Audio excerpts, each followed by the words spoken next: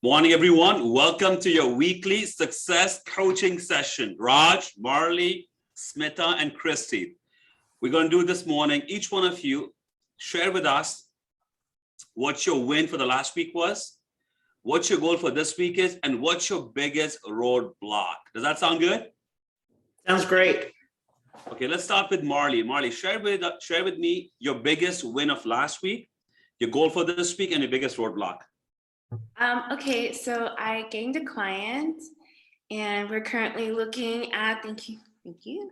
We're looking at homes in the Rice Military Heights, Washington, East Sabine area. And it's also currently, it's kind of a roadblock because the first offer that I put on for one of the homes, it was a multiple offer situation.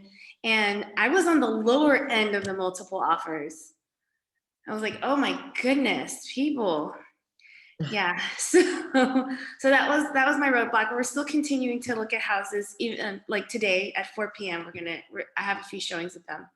And then the other thing is just, I know I have this new client and it's really exciting, but I want to stay consistent in my schedule, because I feel like most of my day lately has just been about them and looking at homes and trying to find out what's new.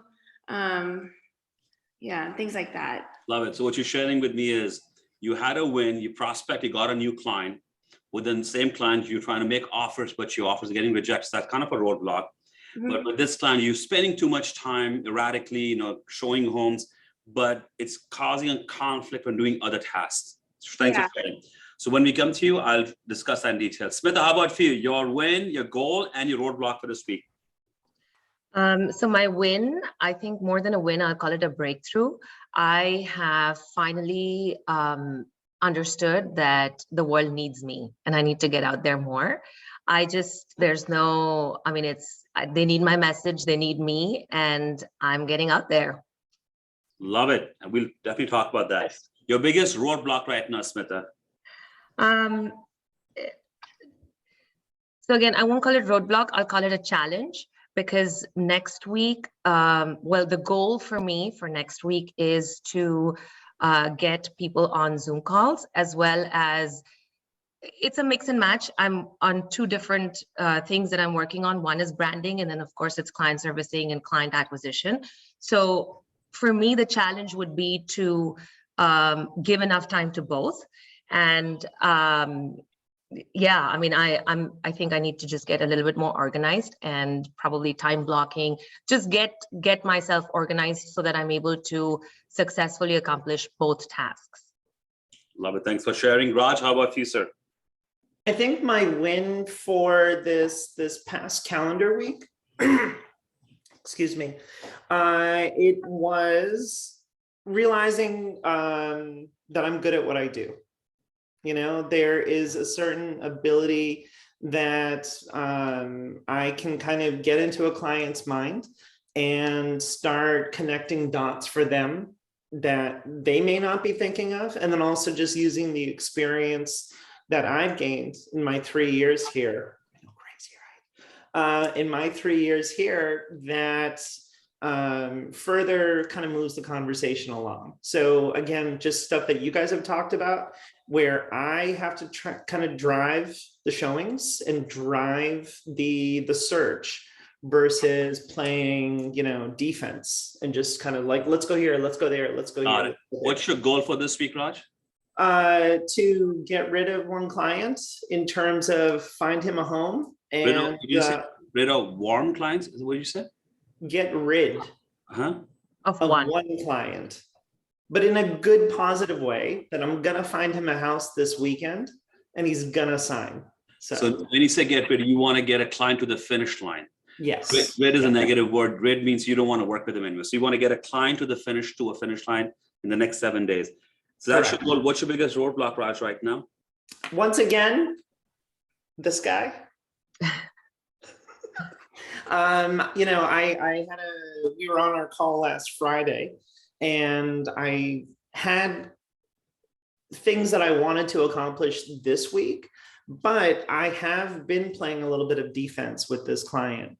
So like just time, just getting organized. And, you know, I was traveling again. I was out Thursday, Friday, then Sunday, Monday, and it's just time, you know. Raj, what's your roadblock? I'm hearing a lot of things. Sure, my roadblock is organization. Okay, perfect. Okay, that seems like a common theme this morning. Okay, Christy, do you mind sharing? I know you're driving. What's your biggest win for this past week? Your goal for this week and your roadblock? Yeah, I just pulled over. So, yeah, so the biggest win, I did go to Ellison twice, and I did walk the new construction, which when you brought that up last week, I was kind of like, okay, I don't really understand really how much I'm going to gain from it, but I learned so much, and I was so glad that you recommended doing that. And I did form some new relationships over there too. So that was positive. My roadblock would probably be same as Smita and Raj, like you said, your breakthroughs of really knowing your worth. And like you said, like people need you. I feel like I've had a couple experiences where I could have, if I pushed through a little more and knew like my worth, which obviously I don't right now, because it was kind of like, they were like, well, no, this, and I just let it, I was like, yeah, okay. That kind of thing. Like, I'm not good enough. I don't know enough yet. So yeah, your friend probably knows more, that type of thing. Understood. So what's your goal for this week? To continue over at Ellison for sure. And I don't know what else right now. Understood. So thanks, guys. Everyone shared your goal, your roadblock, and win for last week. Are there any other topic that you guys want to focus on the coaching call this morning, besides what you already brought up?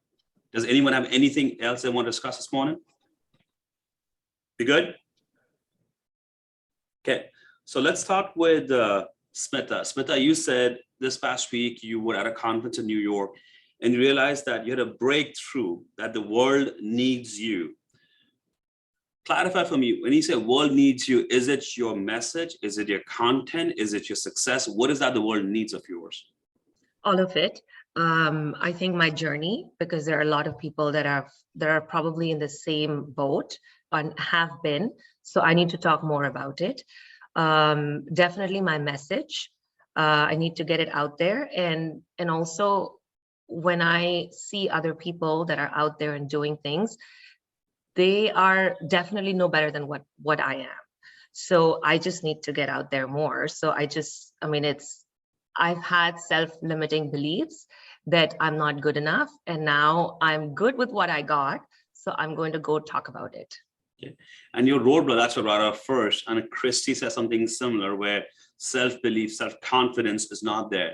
But you're an accomplished, successful realtor. You've had tremendous success last few years.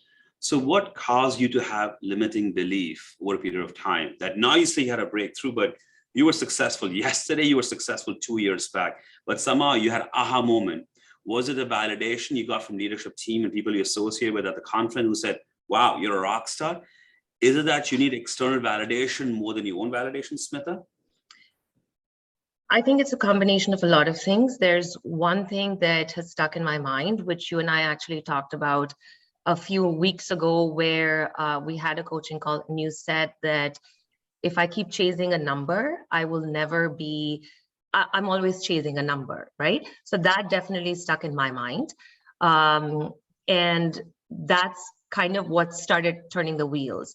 So this weekend, couple of things. One, absolutely. I think the external validation from someone who's not in the area, but who's just kind of looking at what I have done. And again, I don't really know in detail what they've looked at, but the fact that they have, that gives me confidence to say, okay, now just keep doing this, right? And also the other thing is looking at other people that are out there and talking. I think it's a lot about your journey. And if I'm not able to share it with people, then what's the point? So it's a combination of several different things, but absolutely external validation probably just put me over the hump. I think it starts up with each one of us knowing what we are good at, our own successes, our accomplishments, and putting ourselves out there. And what you did really well, Smita, was, you self-nominated yourself to put your name in the hat to speak at the next conference, which is happening in Florida in the next few months. And we are 80,000 realtors in our brokerage, and they cherry pick certain speakers to speak on a panel, certain speakers to be moderated, and a select few of us were cherry picked to be speakers by themselves on stage. And you are one of them. And you were handpicked by our regional, national director and leadership team to be a speaker. So your step of putting a nomination in, you put that in and you won over here. But then you've had these many opportunities in the past where you could just send your name here, send your name there. What was stopping you from doing that? Was it that you had to have some production numbers, self-belief, or you were not validated enough to say you were a rock star? What was stopping me was myself. And I think it was more self-limiting belief, right? Because I felt like, okay, why would anybody pick me, or what am I bringing to the table? That's what was in my mind. So obviously the coming to a certain production goal or getting to a certain place where I am able to talk about things gives me confidence. I can stand behind my numbers and I can say that I've done it. So I think it's just a combination of it all. Could I have done it a year ago? Perhaps I could have, but then could I have had the confidence to say that I did this? Maybe not. So I just feel like it's just the right time, right? It just kind of came together, and the external validation pushed me over the hump. I am able to stand behind what I've done in the past 3 years and talk about my experiences in the past as an entrepreneur, whatever. So I'm just able to bring everything together right now.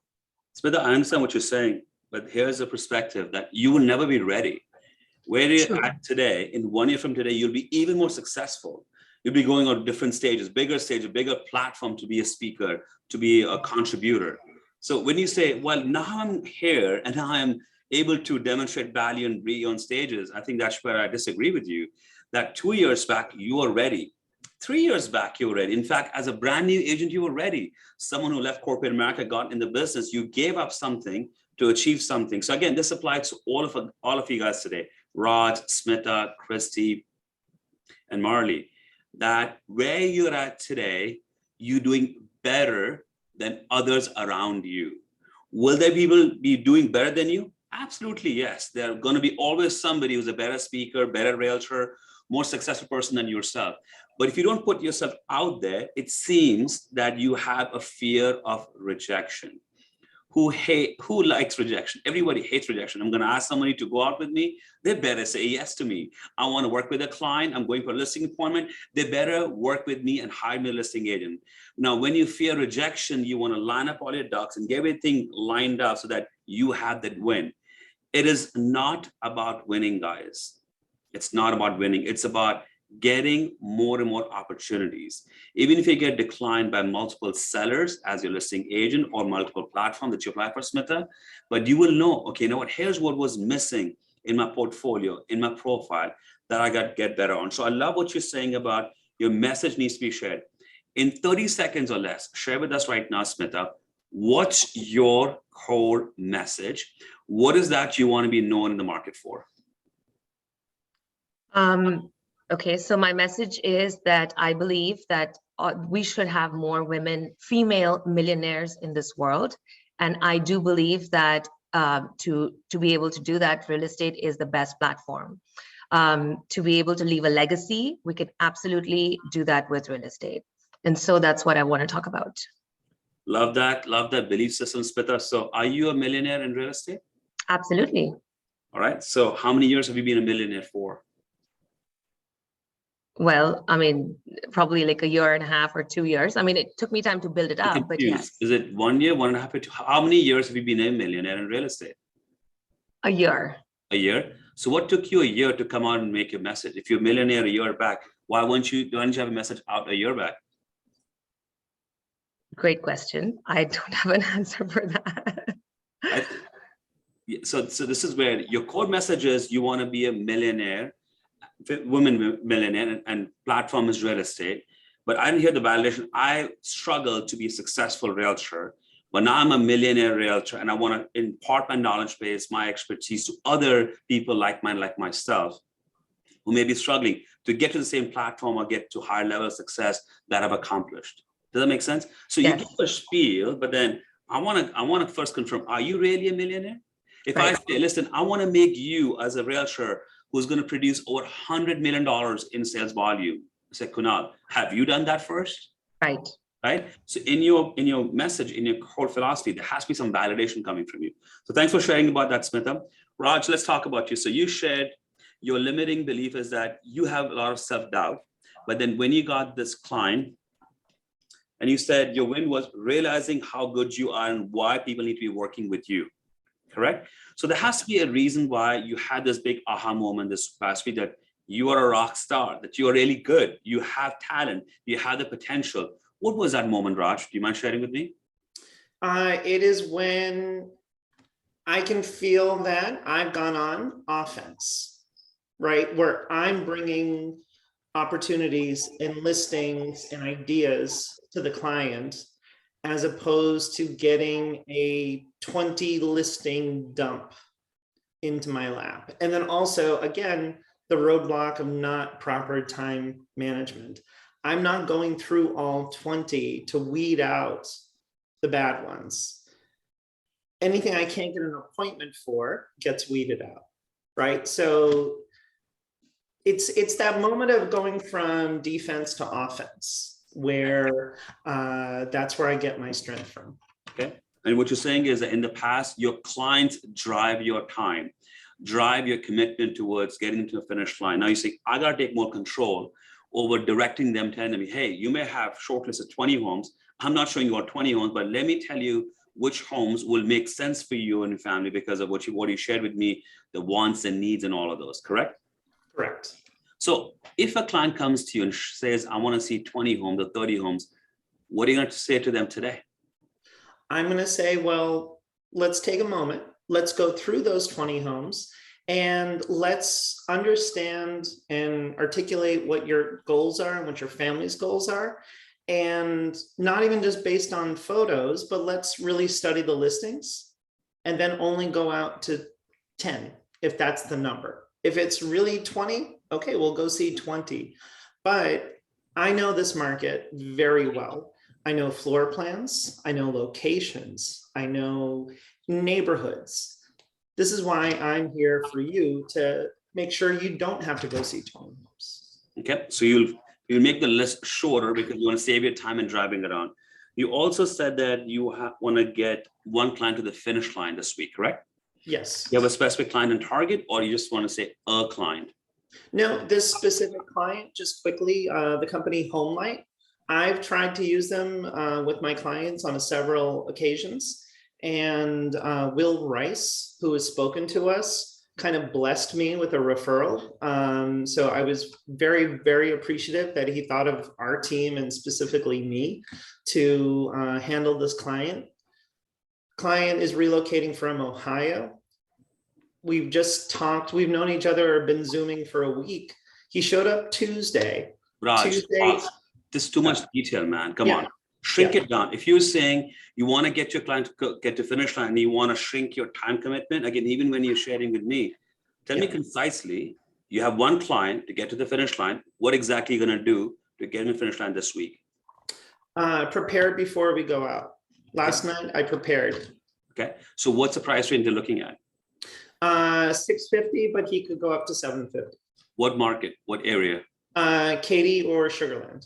What's your number one home that you've shortlisted that you think is ideal for them? There is a home in Katy that just came up at 645. So I've already put in the process with HomeLight. I did all that work that I usually wait to do after I've seen it. Love it. So you're being proactive. So where you know what they want and you've done all your research, while they may have a long list, you said, this is top of the list that would work for them. And these clients are in town, they're in over Houston right now? He's in town, correct. And he, videos the homes back to his wife. Love it. And how long is he in town for? Till Sunday. So. All right. So you have that as your ideal home. How long has it been on the market? How many DOM? It came on last night at 7. Okay, so it just came on the market. When are you showing that home, Raj? I am showing it today at around 3 o'clock. Fantastic. If that home does not work, what's your backup plan? We're seeing several more homes today that also have all just come on the market. And there's another one or two, but yeah. Okay, so do you have specific backup plan or it's generic? I don't have another house that is a surefire. Okay, but do you have potentially 3 or 4 homes that you may target for him? Yes. Okay, what's the gap between his ideal home and the other potential homes? Where's the gap? Is it price? Is it the features? What's the gap? It is the features. And again, he was very articulate in the beginning. And then just yesterday, I realized we can't look at something that's 3,200 square feet. This guy needs 36, right? And he didn't articulate all the things that he needs in a home well enough in the very beginning. So we did waste some time seeing stuff that was like 3,000, 31, because I do believe, depending on the layout, you think you didn't ask the right question? I mean, the client may never tell you what's on their mind, but then maybe you not ask the right question. Okay, show them one home that's 3,000 square feet. Is it good enough or not good enough? If they say it's too small, then it's done. Now I'm going to show another home. So I think you're too accommodating in your client's request. Also, I was playing defense, right? Yeah. He was just like, let's go see this. I'm like, oh, okay, it's under 650. It's got a pool. It's a great school. Let's go. So it was only seeing these when he started talking more about it. I'm like, I would help you, Raju. It's not being defensive. It's being accommodating. Defensive is someone's attacking and you just take a back seat and let it be, but you're an accommodating person. You comply and listen, okay, you know what, that's what you, all right, let's go this way. Hey, let's go flow this way. All right, let's go this way. But then when you're flowing from A to B to C to D, from one home to the other one, you internally know this is not going to work for them because he said he wants 3,600 square feet. This is 3,000 square feet. This is where saying the right thing and calling a timeout. I'm sorry, client, why do you want to see this home when it's not in your criteria? So here's a strategy I use when I work with clients, when I'm showing them homes, whether the first home or 10th home. I tell all my clients, finding a home is going to be a compromise. Can you name one of your friends or family members who's perfect? No one's perfect. Life is a compromise. So when I show you homes, I'm aware of your must-haves and would like to have. If I can get 5 of your 10 must-haves and 2 or 3 of you would like to have, which are those top 5 of those 10? Okay. So before I even go out on home search, I ask them, give me your must-have list and it would like to have list. Now from these must-have lists, if there are 10 of them, if I can get you 5, 6, or 7, what's that number? And then I go down a checklist, I show them a home. Well, this has 6 of your must-haves. These 4 are missing. Do you want to move forward? No, actually, I want this also. So now you're telling me your must-have list must have 7 or 8. It's an evolving list, but I can very quickly, I'll go back to the cheat sheet every time. When I show a home, I ask the client a direct question. I ask them, on a scale of 1 to 100, how much does this home meet your and your family's requirements? And they may come back and say 50%, 60%, 80%, whatever the number may be. If the number is 70%, okay. He says 30% short, what is missing in this home? Well, it does not have, a big enough shower or not enough space in the back, whatever it may be. Okay, so if I find you a home that has all these and a bigger backyard, would you move forward? Well, yes, I would. Then next thing I would do is pivot in that direction, find that home had and a +1 that was needed over there. True story, this has been about 6-7 years. We were trained, coached to ask the right questions. One of our team members was with a client showing $800,000 home.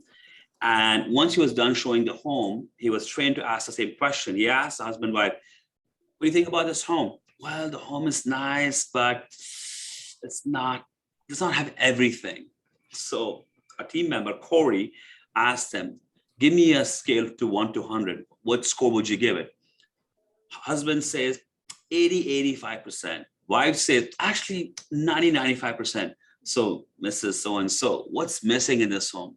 You know what? I do a lot of laundry. I have a big family.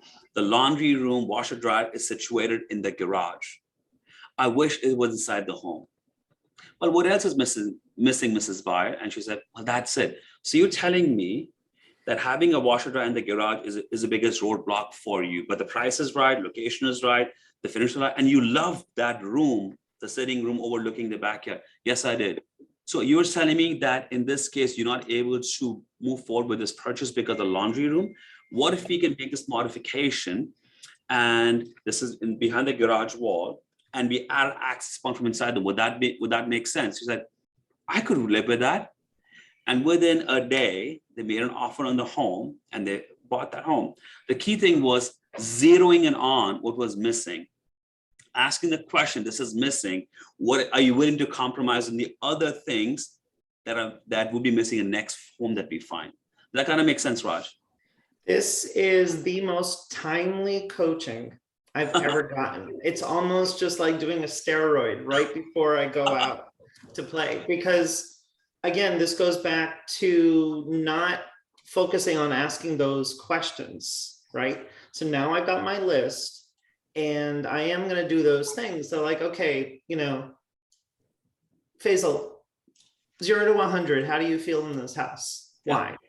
And just keep digging why.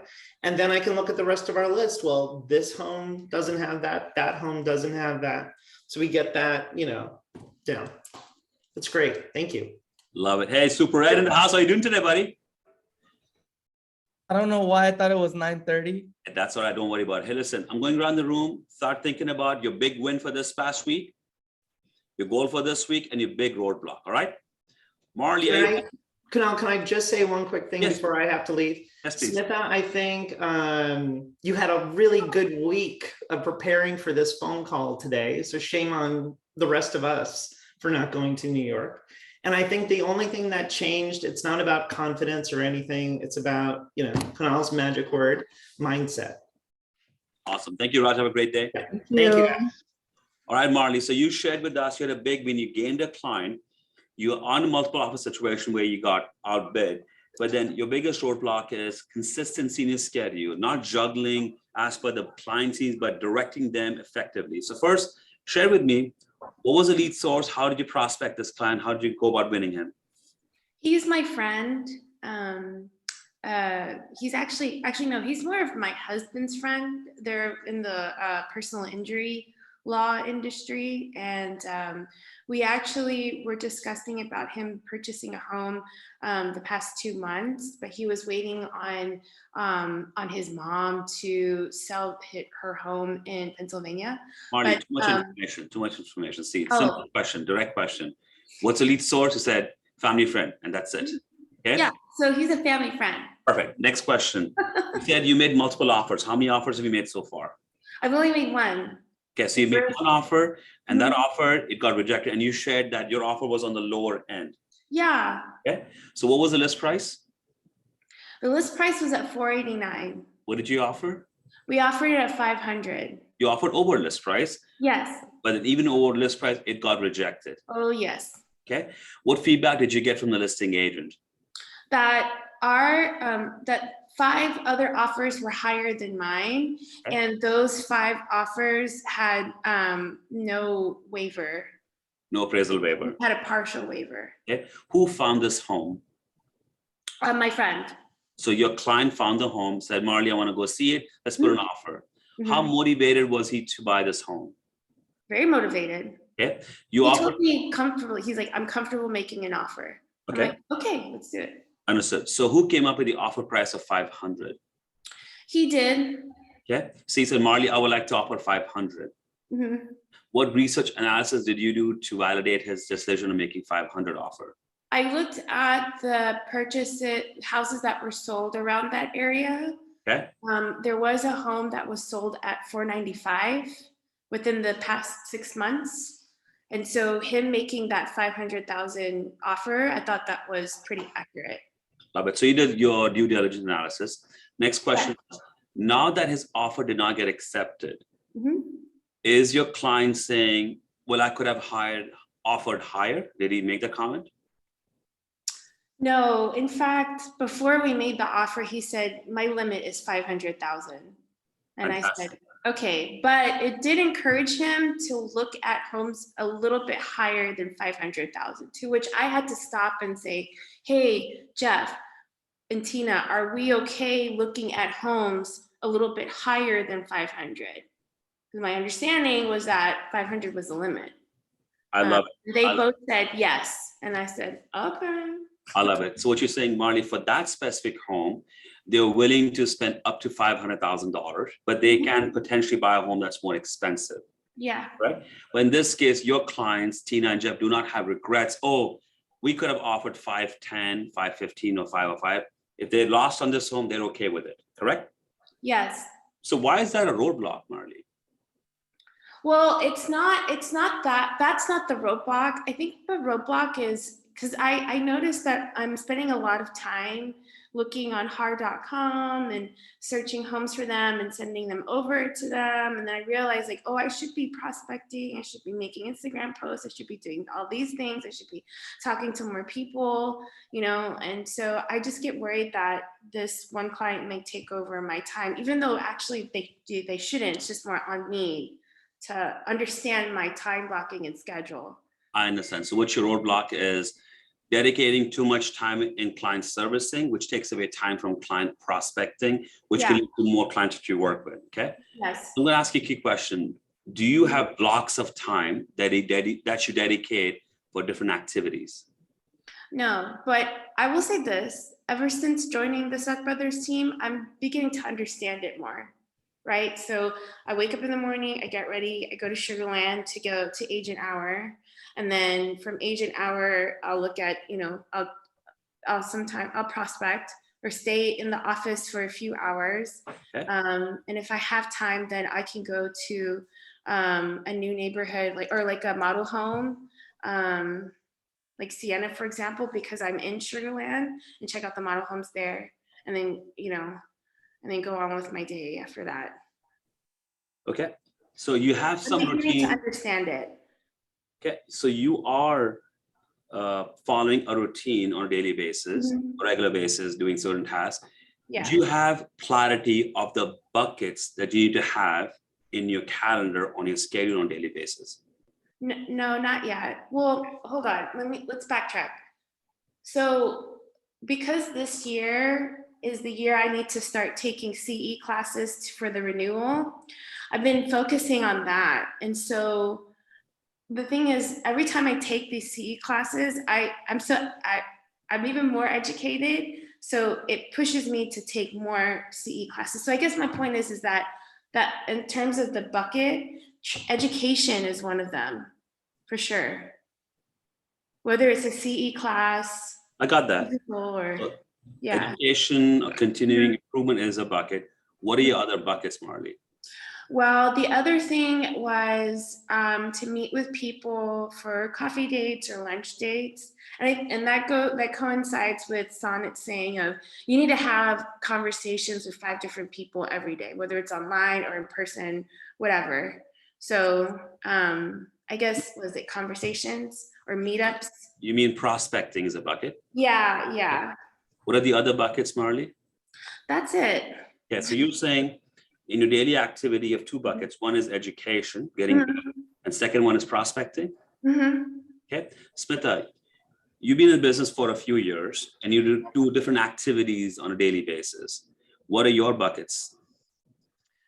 So obviously it constantly keeps changing, but yes, client prospecting is number one. The other is client servicing. The other is to be, again, it changes in phases, but client servicing also to getting knowledge of the area. So getting out there and meeting model homes, meeting builder salespeople, things like that.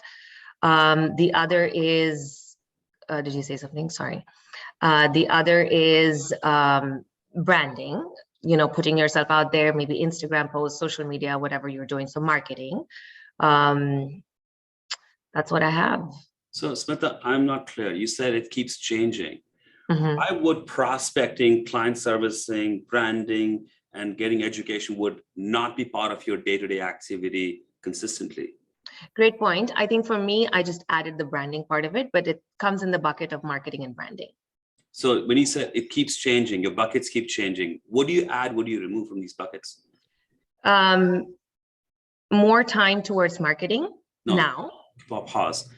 The buckets are not changing. The time commitment in each category could vary based on how much Agreed. success you get not getting, but the foundational building blocks are always the same. Yes. Ed, you've been hearing us talk about building blocks to be successful. We talk about prospecting, client servicing, branding, marketing, education. Besides these four, do you have any other buckets that you work on a daily basis? I know it's, I guess, part of marketing, but just follow up with your even current clients you're working and past clients, because that's how you get referrals. So I mean, a little time to follow up, or like little touches, birthday cards, whatever that may be. Okay, that's part of branding, marketing to your sphere of influence. Excellent. Christy, I know you're driving. We're talking about buckets. We all got to focus on a daily basis. Okay, we talked about prospecting, client servicing, branding, marketing, education. Do you have any other buckets besides this that you focus on a regular basis? By the way, you muted. Okay, said no. Okay, one of the bucket. Great job on sharing this. One of the bucket is problem solving. Okay, that problem solving bucket, my friends, is one bucket that will overflow into all the other buckets, because when you're problem solving mode, your client calls and says, oh, this home came on the market. I got to see it right now. Or you know what? You showed me the home yesterday. Now my uncle wants to see it. My son wants to see it. My father wants to see it. Then that is problem solving, because they can't make a decision. They want to over evaluate, over analyze that home. And that's a problem of the client that you're solving for them. And when you're solving the problem for the client, then your other buckets, prospecting, branding, education, whatever those may be, they get overlooked or side burnered. So Marley, coming back to you, you must have dedicated buckets of categories that are going to bring you long-term success. One is prospecting, there is client servicing, there's problem solving, there's branding, marketing, and there's education. These are my 5 key buckets that I gotta have on my schedule, on my calendar on a daily basis. And if there's a time I want to prospect, it has to be early on during the day, because in the morning, I haven't got 1,000 emails, text messages, or phone calls from my clients who want me to solve the problem. I get calls all the time. Oh, Kunal, we made the offer, it got rejected. Kunal, the inspection report came back. Well, there's nothing I can do in that moment about the inspection report. We have 4 more days left on the option period. But that's the time when I'm focused, engaged in building my brand, or doing education, or prospecting. So you will be misled, Marley, by running in all different directions based on the client's needs. So when you're saying, well, this client needs a specific price point home, and you're spending too much time in researching, finding the right home, and you're saying, that'll compromise my time in prospecting. So first thing you got to do is, whether you agree or disagree, but make your key 4 to 5 buckets, category that you got to have. Then you got to have dedicated time on your calendar every day, whether it's 30 minutes or 2-hour blocks of time. And when you're doing that task or that activity, nothing comes in that time block. Nothing comes in the time block. It's dedicated for prospecting, branding, marketing, whatever the block may be. Okay. Now, in a week, in 2 weeks, you will know which time block is ideal for each category. Maybe for you, prospecting best time is afternoon for you. You'd like to break bread with your client. Maybe it's coffee that you like to do. For me, it could be a morning phone call when I'm driving to work. So each one of us may have different time blocks that we find ideal when we're most engaged in getting success in that category of bucket. So what each one of you needs to do is an audit of your time. What you got to do is, starting today, make a log from the time you wake up till you go to bed, by hour. This past hour, what did I do? I spent 45 minutes in researching for my clients.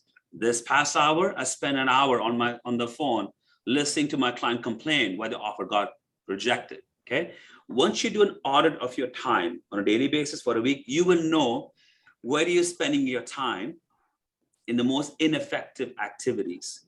And you will know, well, I spent only 2 hours in prospect. We all think we prospect every day. Guess what? We don't. We think we're prospecting, we're working hard. We are problem solving all day long, guys. Problem solving.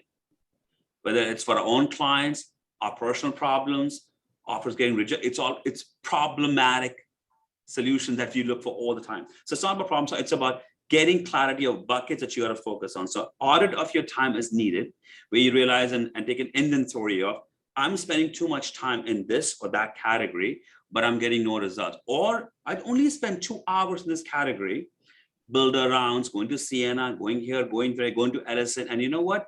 Now that I'm so knowledgeable, I'm more successful. Now let me spend more time in that category. Are you guys all understand the concept of creating buckets and having discipline on a daily basis, focusing that time just for that category or that category or that strategy? Is it making sense, guys? Yes. Yeah, no, if I can just say one thing about that. Just this last week, I was talking to my friend, and we were talking about like how I'm going to continue on like in that way in terms of my calendar. And he's like, what you don't want to do is spend just like 10 hours a week, because I was like getting overwhelmed of like how much time I need to spend. And so I did that this past week, and that's about the amount of time in the previous weeks that I was spending. Like I thought I was spending so much more time, like you're saying, on prospecting, on all this stuff, but it was only like 11 or 12 hours total in the whole week. So actually writing it down is huge. It like really makes it obvious of like what you're doing. Yeah, thanks for sharing, Christy. Where we think we're working too hard, we think we're prospecting all the time, we think we're spending a lot of time in branding ourselves. But Smita, if you have a dedicated hour every day, we only focus on building your brand, getting your message out. You're focused only on building your message. Like on this coaching call today, I asked you in 30 seconds or less, tell me what your message is. And you should listen to the recording. He started with, I think, then he said, I believe there need to be more millionaire women. Why was there an in your start of your pitch? Are you not clear about what you should be saying? You're clear, but you're not articulating it effectively because you're not practicing enough. If you spend 1 hour every day of practicing what your core message is, do you think you'll have ums and ahs and pause and maybe and I don't know and I think? No, you would speak concisely with few words, but speak with confidence. So if branding is important to you, Smita, to get your message out, you must have a time block every freaking day where all you're doing is fine-tuning your message, and practice in front of a mirror or pull up your phone and record yourself speak or get in front of your spouse or your team member and have them hear it. And I would say this, Smita, record that every day and you will see yourself on day one. Here's what I said. Here's how I said. Here's how many ums and ahs I had. And here's how unclear I was about my message. If I can't be clear about my message to myself, do you think I can convince somebody to get me an opportunity to get on stage? Probably not. So you got to know what your top category or bucket to focus on is for today, for this week or this month. But you got to have those buckets. Each one of us must have prospecting, building brand, marketing, all of these buckets on your day-to-day activity. Then if it's important for you to make more money, well, guess what? You got to do more prospecting. If it's important to build your brand, then marketing is more important to you. I'll pause here, guys. Is this making sense? Any thoughts, questions, comments so far? No, but it does make sense. Okay. It makes sense. Yeah. Super Ed, I know in the last few weeks, you've pivoted towards starting your own branding, marketing of your marketing agency, new agent, Super Ed. So share with us, what's your vision, mission that you're focusing on right now? And what's your biggest roadblock right now? So my biggest vision right now is obviously to get clients. I actually have my first shoot today in about an hour to go shoot for a client and do some marketing stuff. But for example, Mary Lee was there yesterday. We went to the Tom Ferry event with Monica and Tammy, and they talked about marketing, right? Like how important it is. So I was like, here we go. So I started talking to different agents and they're all interested. My biggest roadblock is coming up, and this is something that, you know, I have to do like with contracts to make sure, you know, I can offer my services and have a contract there. But besides that, I mean, they're on board. It's just the, like, you know, the legal stuff that I have to do. Okay, so you're saying that you got to have the right ironclad contract that you got to present to a client. Is that what you're saying? Yeah, I guess I just want to come up with something that looks good, professional. So is it because you want a professional contract or you want something to protect you and your company? Just more to protect myself, not so much. So do you feel that if you don't have an ironclad contract, you may be taken advantage of? Maybe. Okay, but why? I mean, I don't know. I don't think I would, but you just never know. I've seen horror stories, but you know. You may have seen horror stories, but then the point is you're a marketing agency. Let's just say you start branding for Smitha today. Smitha, in a month, I'm going to do 3 videos for you. I'm going to create video content for you. And then next, if you want me to post them, post them. Okay. Now, if you go to an attorney, they can certainly help you draft an ironclad, all the legal language in there. But you're not hiring someone onto your team or your organization as a W-2 employee, where you have a conflict of interest or an issue that they may apply for unemployment benefits or sue you. Here you're working people you like and trust in the market. So first thing is, if it's important for you to get a legal contract, get all those things, hire an attorney, they'll do that for you. But I think it's not as important to get your legal contract, framed up, but what your value proposition is. I would focus on that more than the legal language in the contract, because most of us, when you sign off on contracts, do we actually read it? We just sign off. So if you spend next 10 hours or 20 hours a week coming up with the perfect language that protects you, well, they're going to sign it regardless. Yeah. They're going to sign it regardless. As a new business owner, it's more important for you to have the right value proposition for your clients. When I made my team, real estate team in 2014, since 2014 to 2022, I have changed the offer letter that I make my realtor sign at least 100 times. At least 100 times. Do you think on day one, when I hired my first realtor, I got the perfect offer letter for my agent to sign? No. All I had to was effectively demonstrate the value of being part of my team, my organization. Here's what we do for our realtors when we hire them, recruit them, train them, coach them, mentor them. Here's how we give them leads, how we make them more financially successful. By the way, here's an offer letter that outlines these terms and conditions: commission splits, costs and expenses. If you leave the team, you stay with the team, what happens? Over the years, I learned certain mistakes I made, what should have been added, and I've made it better and better over the years. But day one, it was about, if I tell a client, which for me was realtors or joining my team, effectively how I can make them more financially successful, I focus all my energy, time, and effort in that direction, not on the contract. So I'm not discouraging you that don't get the legal contract. Hire an attorney. Legal Zoom is there. They'll give you a marketing contract, which you can pay a few $100s and get that out of the way. But what's more important is for you to really stay focused on the value proposition. So I'm going to ask you a question. Give me 3 best values that your company provides to realtors to be successful. So number 1 is becoming known in your market. There's 70,000 of us. You have to stand out. That's the one thing that's part of my package, right? That you are going to become known. The second is quality content, because anyone can upload a video, but it's not engaging. So we're going to help you create engaging video where you get more comments, more messages, more likes. So that's part 2. And then part 3 would be kind of train you how to use that content and start creating your own content on top of the content that I create.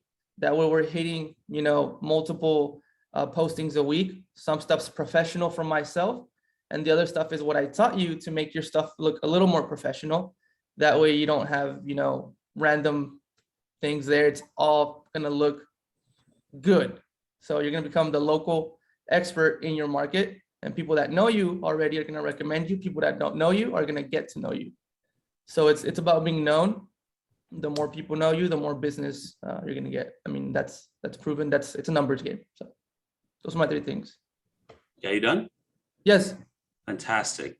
So when somebody asks for 3 bullet points, they ask for 3 bullet points, not sub bullet points under those 3 bullet points. Okay. So you talk for too long. What I asked was, give me the top 3 points. Then ask me, which one do you want me to elaborate more? Okay. Again, the key over here, Ed, is your 3 points are fantastic, and I'll give some feedback on them. But then you were talking about them, then you talk about the next one, but it was not packaged correctly. Again, remind me, your company's name is Nuke Agents? Nuke Agent. Nuke Agent or Agents? Agent. Nuke Agent, okay? So consider saying something to this effect, okay? My name is Super Ed, and I have a marketing agency called Nuke Agents. I believe every realtor in the Houston market has a potential to get exponential success. My company focuses on 3 key things. Number 1, we work on making you more known in the market. Number 2, we don't create content, but we create quality content. Number 3, which really sets us apart from other marketing agencies, we don't fish for you. We teach you, train you to fish for yourself because we want to make you successful long term. So one of the core competencies that I offer to my clients, while I make them known, make them successful, I'm going to teach you, train you to do your own marketing so that you become self-sustaining agent. Based on what I shared with you, Super Ed, do you think that's of value to you? Yes, where do I sign? Of these 3 things, which one do you think is most that you need right now? Being known, quality content, or learning how to do it? Being known. Being known. Okay, so here's what you provide. You see how I said the thing in a more effective way. These are your talking points, not my talking points. But then boom 1, boom 2, boom 3, and then why is all packaged together, right? But the key thing that you said, Ed, was the third one. We teach people how to do it. Now, if I'm successful, I don't have the time, I can choose to continue working with you. But most agents don't want to spend the money. They'll say, you know what? Let me hire Ed and Nuke Agent organization or company. They will do it for me, but he also has an aspect of teaching me. So tomorrow, if I don't want to work with him, I will learn those skills. That's a huge value proposition or carrot for a new agent who says, you know what? I know I can do it, but let me hire Nuke Agent company for a period of time, learn and adapt it. That could be value to them. Is that making sense? Yeah. Okay. Now, if you say you teach and train them, you got to have a retainer plan over there. That's my recommendation. If you charge X dollars a month to doing services for them, but you know what? I have a mastermind that on a weekly basis, I share tips and tricks how to be more effective in social media marketing. And for that, it's $100 a month. Right now, what I've done is I've created another profit center for you, Super Ed, to create more income by being somebody who shares knowledge base and expertise. Now, that big, I'm only saying this because you said 1 3 key components where you teach them. Yeah. Now, do you not want to monetize that teaching aspect, Super Ed? Absolutely. Right? So if teaching is your value proposition, then have a mastermind or a virtual meeting once a week or once a week, once a month. We charge $100 a month. Hey, you don't want to hire me? Come to my call. I'll teach you tips and tricks. Do you think you'll have people coming signing up for that? Absolutely. Yes. Did you think about that before this call? No. Okay. This is where, when you are clear about your core values and you demonstrate those values effectively to me, then I can come back and tell you what you could be doing more about that. And by the way you shared your message today was extremely effective. I think on a scale of 1 to 100, I would give you a score of 85 to 90. Right? There's just some fine tuning. Now I can sit all day here, all day long, Ed, and keep saying, wow, great job, Ed. Great job, Ed. But then you need feedback to get better. And that's why I'm focused more on getting you better and to the next level. Yeah, that was great. Okay, Smitha, I know you heard a few things. Marley, you heard a few things. Christy, you heard a few things today. What are your guys' key takeaways from the coaching call this morning? Smitha, why don't you go first? What's your key takeaway? To fine-tune my message, to be able to effectively use my buckets and focus on my goals. I think that's way too many. I need one thing that was a key takeaway for you that you're going to focus on this week. What's that one thing, Smitha? Fine-tune my message. Fine-tune your message. Question. What are you going to do to fine-tune your message? Work on it every day, set aside time and practice. I have the content. I just need to put it together properly and to practice it. Love it. So next week we can put you to the test, put you on stage, and you have your message crafted by that time? Yep. Fantastic. Thank you, Smitha. Marley, how about for you? What's your one key takeaway from today that you're going to focus on to improve this week? Clarifying my buckets. Defining and clarifying my buckets.